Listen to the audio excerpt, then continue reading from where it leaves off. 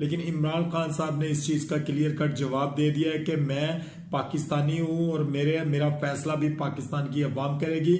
मुझे ना ही अमेरिका के फैसले की जरूरत है और ना ही मैं उनके फैसले के ऊपर जाऊंगा।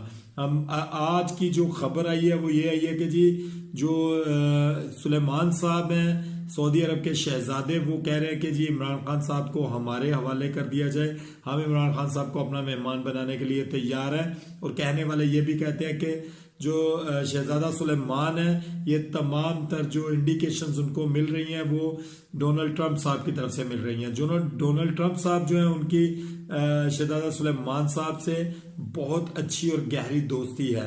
इसी तरीके से जो डोनाल्ड ट्रंप साहब हैं वो खान साहब के भी बहुत अच्छे दोस्त हैं। लेकिन खान साहब ने ये बात क्लियर कट कह दी है, पूरी दुनिया इस बात को जानती है कि खान साहब ने ये कहा है कि मैं किसी किस्म का भी अमेरिका का फैसला नहीं मान